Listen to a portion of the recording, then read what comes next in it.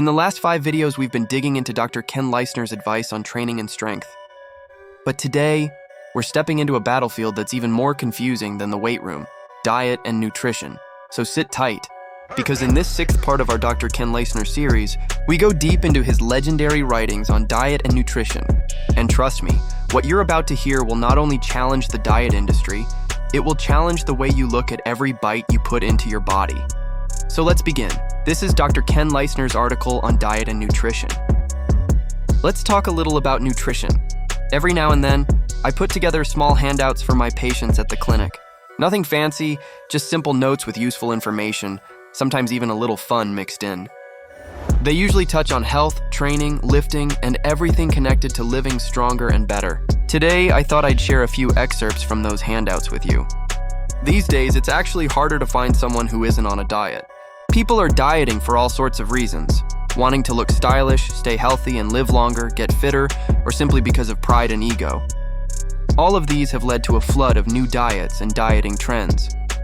Sadly, a lot of so-called experts have managed to convince people that their way of getting the perfect body is the ultimate answer. But the truth is, many of today's diet trends don't just fail to help. They can actually be useless and in some cases even dangerous. The primary concept to keep in mind is that calories do count more than anything else. No one can violate the laws of thermodynamics, and if one consumes more calories than he burns, additional tissue will be added to the body. Forget those diets that tell you that you can eat all you want without gaining weight. Many of these diets tell you to keep eating 1 or 2 specific foods. At first, people might follow along, but after a while, the person gets so tired of eating the same thing that they can barely swallow it anymore. And that's usually why they lose weight. Not because these diet really works or those foods are magical, but simply because they end up eating fewer calories. Take the so-called banana split diet. Maybe you could eat 3 banana splits a day for a short time, but after a week, you'd probably be too sick of them to even look at one. The result? You stop eating, and of course, you don't gain weight, but that's a very unhealthy approach. So the first thing to remember is this: to lose weight, you must either eat fewer calories or burn more than you take in, no matter what kind of food it is. Exercise not only helps burn calories, but it also adds tone to the muscles you work. This added muscle tone changes how the body looks. The areas you train start to appear firmer, tighter, and more trim. And if the exercise is done the right way, it doesn't stop at tone. The muscle cells are stimulated to grow, adding new muscle tissue. This growth not only improves strength, but also enhances physical appearance in a lasting way. That's why relying only on diet is never enough. A sensible exercise program should always go hand in hand with weight loss efforts. Restricting your diet to only protein, or mainly protein and fat, is a mistake, and in some cases, it can even be dangerous. Recent studies have shown something unexpected. If 2 laboratory animals eat the exact same number of calories each day and stay equally active, the one that gets most of its calories from protein actually gains more weight than the one whose calories come mainly from complex carbohydrates. This finding challenges the long-standing belief that eating mostly protein, meat, chicken, fish, and other protein-heavy foods, is the best way to lose weight. In reality, not only is such a diet unbalanced, but it may also work against you by encouraging weight gain rather than weight loss. When people begin a diet of this kind, they often see the scale drop quickly in the first few days. At first glance, it feels like the diet is working wonders. But the explanation is simple.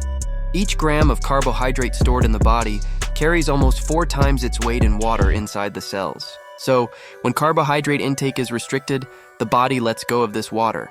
The result is a rapid drop in body weight, which gives the illusion that fat is being lost. But this isn't true fat loss, it's only water loss. And just as quickly as it disappears, it comes back. The moment carbohydrates are reintroduced into the diet, the body restores its water balance, and the lost weight returns. Most animal-based proteins come with a high amount of fat along with the protein. This means that many so-called high-protein diets are, in reality, more like high-fat diets, something that most medical experts strongly advise against. Protein is, of course, an essential part of any healthy diet, but it is only one part. It has to stay in balance with the other macronutrients, carbohydrates and fats, for the body to function properly. Focusing too heavily on protein while ignoring this balance can create more problems than it solves. People often label certain foods as fattening, but the truth is, any food can be fattening if it's eaten in excess.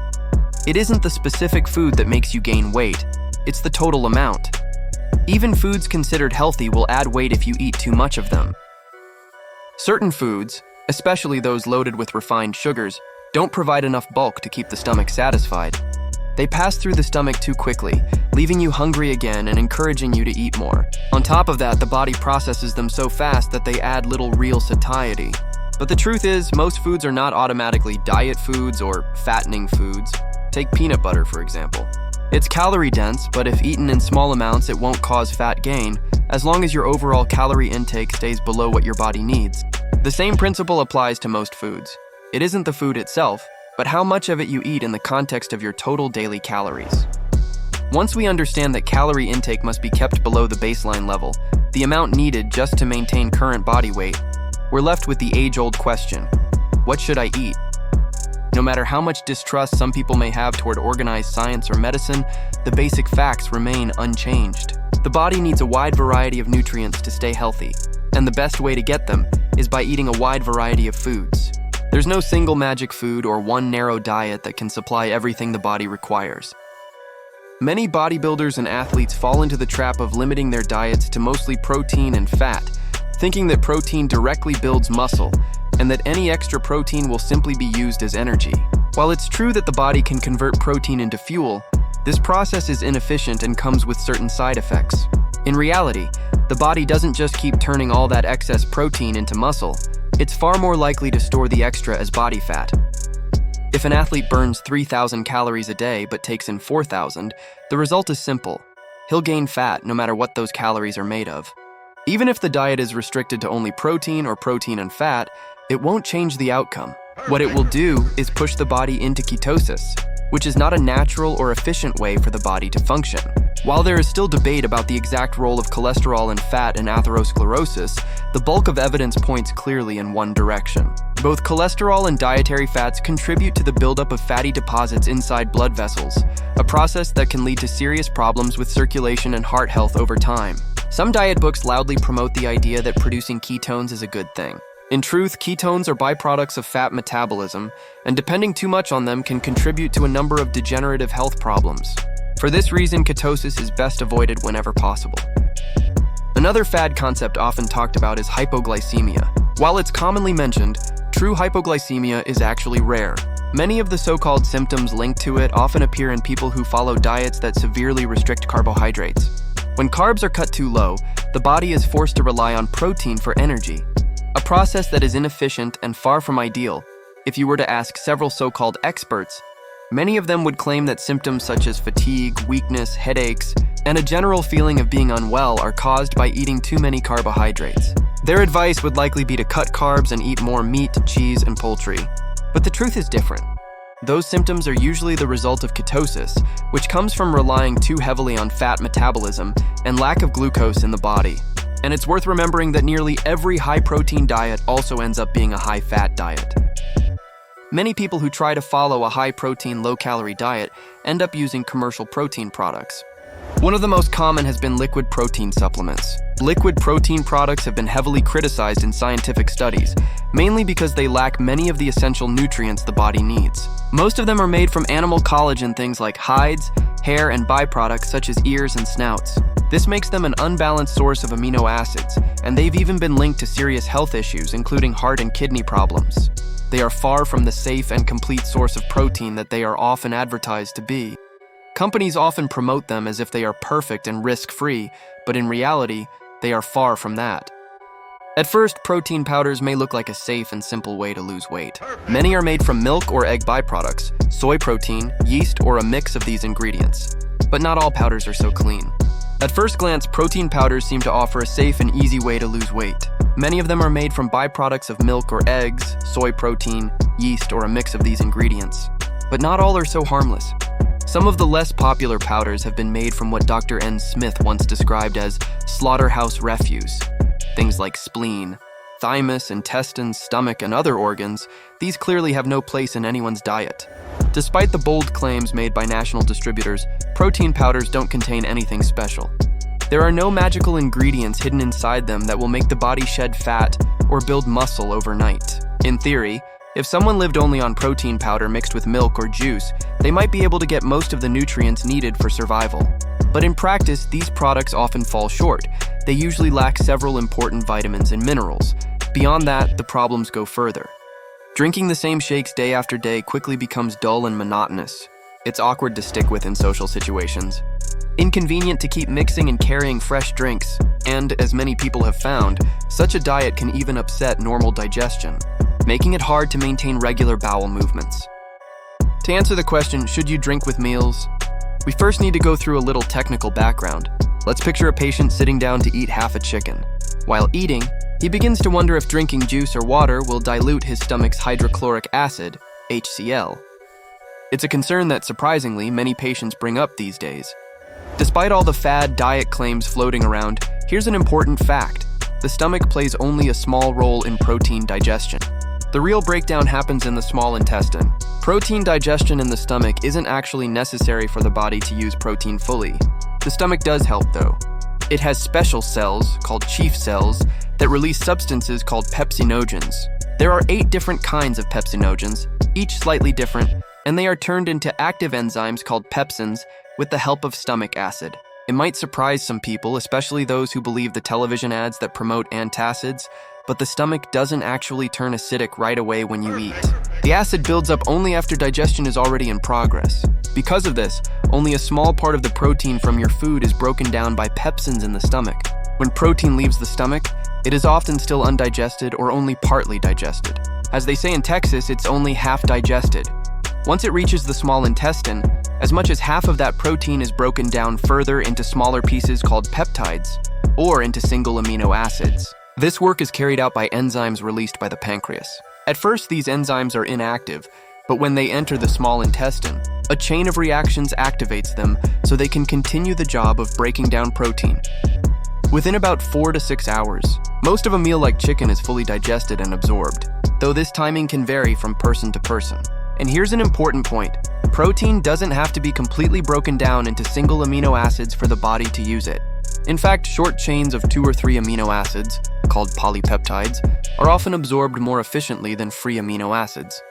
Many of these small polypeptides are broken down into single amino acids right at the border of these intestinal villi cells. These free amino acids are then quickly carried into the intestinal cells. With the help of certain electrolytes, they are moved out of these cells and properly transported into the bloodstream, where the body can use them. The final use of all these amino acids is a subject for another time. What is important here is this. If someone wants to drink with meals, they should not worry about the idea of diluting stomach acid. Since most protein digestion doesn't even happen in the stomach, this belief is just another nutrition myth that needs to be set aside. In fact, some studies suggest that a small amount of wine may actually improve protein digestion by stimulating the release of gastric acid. As with most things, moderation is key. A small amount may help, but an entire bottle will do nothing for the digestion of your Chateaubriand. It's worth adding a note here about the absorption of vitamin B12. Normally, most proteins must be broken down into smaller parts before they can be absorbed. But in the case of vitamin B12, things work differently. The stomach produces a special substance called intrinsic factor, which is a glycoprotein, a mix of carbohydrate and protein. This intrinsic factor binds with vitamin B12 from the food you eat, and together they form a complex. This complex is absorbed whole by the cells of the intestine.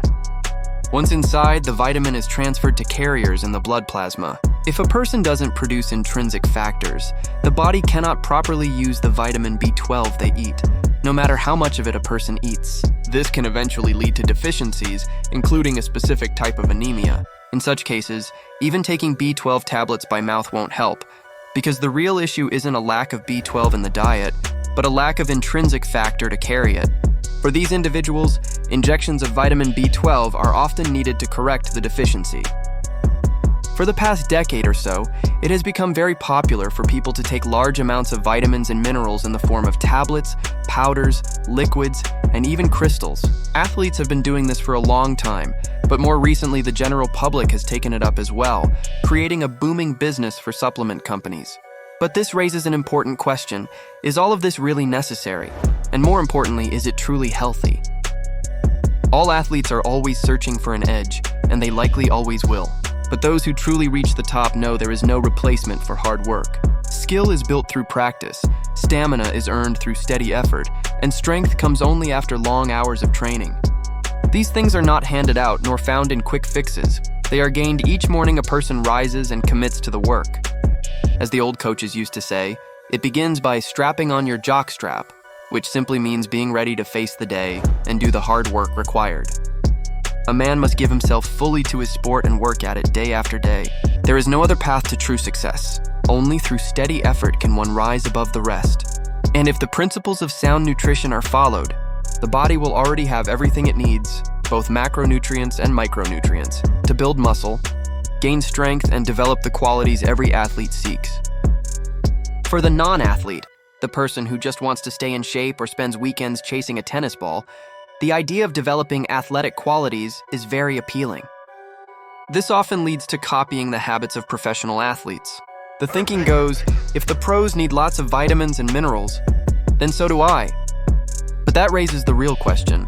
Do pro athletes, or any athletes, for that matter, actually need large amounts of vitamins and minerals?